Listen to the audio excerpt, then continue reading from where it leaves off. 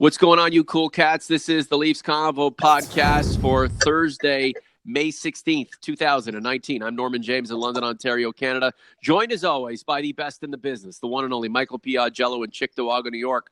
Michael P., the president, Brendan Shanahan, sticking around for 6 more years, signing an extension with the Maple Leafs. I'm liking it. What say you? Good afternoon, Norm. Yeah, I like it. I think it promotes stability in the organization, which, we've known this organization to be completely unstable for most of the time that we've followed them. So to bring in, to add Shanahan for another 6 years after coming in 2014 and convincing the board of directors of MLS&E to embrace the tank and the rebuild, and now 5 years later seeing the fruits of that tank with Mitch Marner and Austin Matthews and a team that's made the playoffs 3 years in a row. I mean, he deserved an extension. I thought, and there was no mention of this, but there was a high-profile job in the offing with the president of the New York Rangers, with Glenn Sather stepping down. That might have been something that Shanahan may have leveraged, but apparently the talks for an extension happened or started early in the year. So it's a good move. He promotes this team staying on the course that he set in 2014. And now it's a question of whether they can continue on the positive road towards a Stanley Cup in the next few years. New York's the greatest city on the planet, but it's still a 1A job to running the Maple Leafs, number one. And Brendan Shanahan leaving the Leafs after achieving moderate success, but without watching this team hoist the damn jug and parade the damn thing down Bay Street, I mean, that would be pulling out prematurely, Michael. What I do like about Brendan Shanahan signing the 6-year extension, it does send the message to all of the Dubasites, and we are 2 of them, that Kyle Dubas is the next best thing, but he's not the boss. No, he's not the boss, and I think he knows that. But I think also what's reflected here with the recent occurrences of Mike Babcock sort of being held out in the wind as possibly coming back and then finally confirmed is Kyle Dubas has the confidence of Brendan Shanahan. Sure. Now it's a meritocracy. It's a results oriented business, and Kyle Dubas is going to have to produce as the GM of this team over the next 2 or 3 years for him to continue in his position. True. But we know that Shanahan is in control, and his contract extends further than Babcock or Dubas. So the board of MLS&E and ownership, Bell and Rogers and Larry Tannenbaum have the confidence in Shanahan that even if Babcock leaves, even if Dubas leaves, that he can set the right course for this team. No one is bigger than the brand, Mike. We've seen big names come and go. The brand will be sustained always. The fans will still be here for well past Kyle Dubas' tenure with the Maple Leafs, Mike Babcock's, Austin Matthews, William Nylander, Mitch Marner. The list goes on, right? It's all about the Maple Leafs.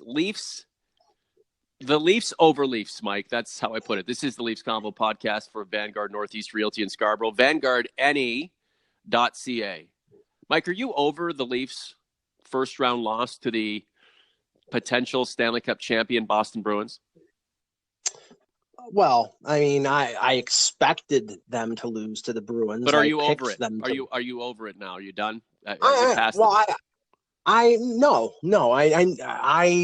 always take what happens to the Leafs internally in terms of analyzing where they can get better. I mean, maybe down the road, the pain of losing to the Bruins and what they do to get over that hump will eventually get them to win that Stanley Cup. So I think it's a learning experience more than anything. And again, I look at the last 6 years, and it's a completely different team since that 4-1 collapse in the third period in Boston, but they've lost in Game 7 in Boston twice since then.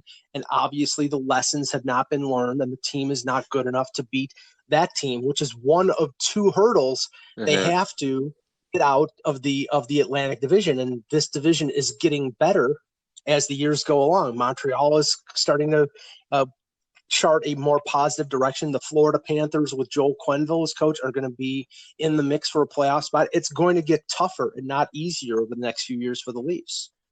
No doubt, Michael. And I asked you that question because I've had some conversations with TLCOG's fans of the podcast who we haven't seen around the platform for a while. And for some, they've wandered off after the 7-game loss to the Boston Bruins to find themselves. And now they've wandered their way back to where they feel comfortable. Others are still out there mired in confusion about this team, and we await their arrival. So I wanted to find out where you were. I'm over it now, and I'm interested to see what happens between Boston and San Jose in the Stanley Cup final, because I think it's going to be those two teams. And I've been criticized for this, and I don't care. But, I'm very technical in my fandom right now, Mike. I want the Leafs to win a Stanley Cup. That's it. And people will say that I'm just overly repetitive without going into details as to how that will come to be. Well, I don't know, have a better team than your opponent, right? That's pretty simple. But Sure. a lot of people still can't wrap their head around watching a Boston Bruins Stanley Cup parade, or Brad Marchand hoisting the jug for the second time in his career, because there's just a lot of animosity, and there's the belief that the officials are on Boston's side. And again, that's what fans do. We're very territorial. We're very tribal. But I'm not like that anymore. And I don't know, does that mean my passion is withering away, Mike, or am I getting down to the nuts and bolts of being a fan now and really focusing in on what I want and leaving a lot of the hate for someone else? No, I think it's natural for most fans to be sort of less emotional and more philosophical as they get older, but I think that they also hold on and internalize that emotion. I know that, I'm sorry, you saw the fans celebrate when the Raptors won Game 7 on Kawhi's shot.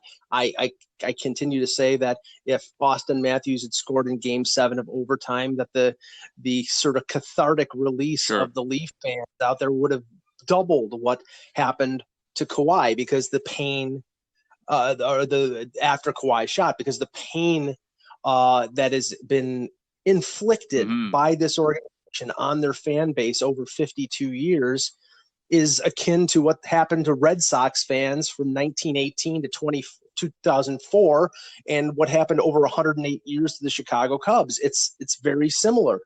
Now, it's up to the organization to end that 52-year, now going on 53-year streak of inactivity or incompetence. We'll see how that all plays out. Brendan Shanahan talking to Tim and Sid, and I read a little bit on Maple Leaf Hot Stove. Great stuff, by the way. About his 6-year extension and his plans to, be a part of watching this team, or be a part of getting this team over the hump. And a big part of that, in our opinion, and I think most people's opinion, is re-signing Mitch Marner to something that is comfortable for the team and rewards him for what he's done, obviously paying him as well for what they expect him to do. Mike, what's your sense after hearing Brendan Shanahan weigh in on the Marner situation? Well, he was very careful not to talk about details, but he just expressed a general positive feel about where things were going with Marner.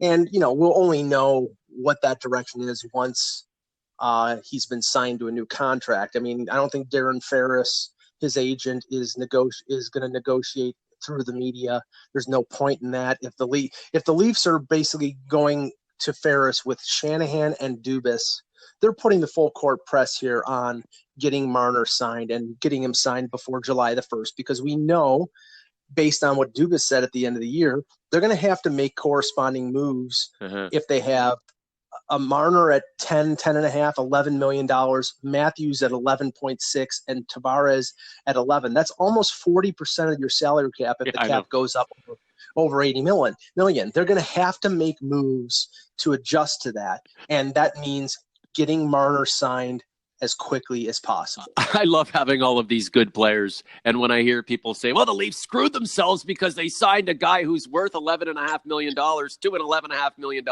average annual value, it's crazy. Well, but that's where we are right now. However, as Brendan Shanahan said, the team's going to have cap issues as long as it's a contender. And I'm telling you, it better be just starting that run as a contender, right? Well, I think what fans see is they see, Mark Scheifele in Winnipeg making less than $7 million, or Pasternak making 6.6, or Marchand. But it depends on when you sign that. Sorry, Mike, to interrupt you. It depends on when you sign that contract. If everyone signed the contract at the same time, and Pasternak was signing for $7 million per, and Tavares was signing for an 11.5 per, and then you look at their stats and what they're making, it doesn't make any sense. You have general managers and people spending money who are totally wasted, and others who are really smart about it. But all is not equal when these deals are being signed at different points in the calendar, Michael, and people just can't seem to wrap their heads around that. Yeah, and the narrative is that on the second contract now, you're going to see this summer guys like Sebastian Aho and Matthew Tkachuk and maybe Laine, if they don't take bridge deals, they're going to get signed for $10 million. That's the reality. Yeah. It didn't used to be the reality that the second contract would be this big, but that's the reality now. And where things will be different in free agency will be veteran players. And I was talking about this on the Buzzcast a little while ago. Guys like Jordan Eberle or guys like Wayne Simmons, who in usual free agent years would go out and they would get 5-year contracts for $6 million. Teams are not doing that anymore with 28 or 30-year-old players. Those guys are going to have to either take 1-year deals and try to put themselves in the best scenario to win and produce, or maybe short-term contracts like 2 or 3 years like Eric Stahl did a few years ago with Minnesota. They're going to have to take less because the league is trending young and they're paying the young guys, and the veterans are the ones that are suffering. Couple of questions. Dude Blaine, who would you choose to trade, Johnsson or Kapanen? Also, who is a realistic player who you would like in return? Of those two, I would probably trade Johnsson because he's a little older. He's going to have arbitration rights for this year. So based on the 1 year, he could get paid more than Kapanen. Kapanen will probably sign a 2-year bridge deal. But honestly, if it's a choice between those two, I wouldn't choose either one. I would trade somebody making more money, namely William Nylander. Wow, Mike. Why do you hate William Nylander? Jack at Steven Jack 4 wants to know, what lessons do the Final Four, so the last 4 teams standing in the Stanley Cup playoffs, have for the Leafs' summer action plan? Roster construction, change in play, change in style? Look at all 4 of their blue lines. They're all deep and talented. Yep. Every single one of them. Boston, St. Louis, Carolina, San Jose. Every single one of them are 4 and almost some are 5 deep in quality defense. No doubt. And the Leafs, if you're optimistic about Travis Dermott being a top 4 defenseman, at best, the defense that the Leafs went into the playoffs with was 3.5 deep. That is shallow compared to some of these teams. How do the Leafs build their defensive core so that it is stronger and more efficient and deeper than the one we just saw? Well, you're going to have to move people out, right, Mike? And hopefully a guy like Timothy Liljegren comes up, and maybe outside chance for Rasmus Sandin. I'm just going based on their age and their experience. To have these guys nipping at the heels, filling in minutes with the acquired help and, the Morgan Rileys of, the contemporary group, Mike. But you're going to have to move people out. And then, it's a 2-pronged attack. It's developing and it's acquiring. And, Liljegren and Sandin may get chances next year with Gardner gone, with Dermott out until November, with Ron Hainsey probably gone. They'll get opportunities, but you're also, it has to be a focus of Kyle Dubas to bring in a top 4 defender. It's not going to be cheap, but you trade from your area of strength Bubba Watson at the PGA Championship played in May. Crazy, but I know they want to compress their schedule. Using a yellow golf ball. Like this is the local mini putt circuit, right? I don't know. Think Putt. Yeah, it's a lot of putts when you're playing at Bethpage Black. Just a couple more things. Logan Couture. What an incredible playoff performer. Interesting story about him. He was a little pissed off that John Tavares stole his thunder because they were in the OHL roughly around the same time, but Tavares came in as an exceptional player, and he played around the same amount of time in the OHL. Logan Couture was supposed to be the superstar of the OHL and have the potential of being the top pick at some point. Now Couture went in 2008. I think he was at the 7th pick to San Jose, and there were some Leaf implications on that too. I think we spoke about that on an earlier podcast, and then Tavares went first overall in 2009. However, Logan Couture, who wouldn't want to have a guy like that on the team? And every damn year, the San Jose Sharks are in the playoffs, so he's had lots of time to prove his playoff worth. It would be nice to see a guy like that win a Stanley Cup. And if he continues to play that way and San Jose does go all the way and win this thing for the first time in their franchise history, that guy's your Conn Smythe winner. Well, I'm a big fan of Logan Couture because I drafted him in my playoff hockey pool, but also because he is a performer who comes to the forefront when it means the most. He was great when they made the Stanley Cup final against Pittsburgh, and he's been great this year. I mean, he kept them in the game in game two, scoring a shorthanded goal and another goal to tie the game. He was the only guy that was really playing well for San Jose, and then he gets the tying goal last night in the controversial game 3. So, yeah, he's a great performer, and I would like to see San Jose get to the final, and if they play Boston, I'd like to see him win. In Logan's first 4 or 5 years in the NHL, he would always come back to London. For our listeners, Logan is from London, and I dealt with him frequently covering junior hockey here for better part of 15 years for CTV London. So he would come back whenever San Jose bowed out of the playoffs. And this guy was so accommodating. You just text him and say, hey, can we meet up? Yeah, no problem. Come to my house. A lot of other players, they weren't dicks or jerks or anything, but they were busy with other things. Logan was just a thinker, right? Just a real gentleman, real smart guy. And he always wanted to talk hockey and seemed to always make time for people who were there covering him when he was in junior. And the guy played in Ottawa. But the way it is, London's a hockey hotbed.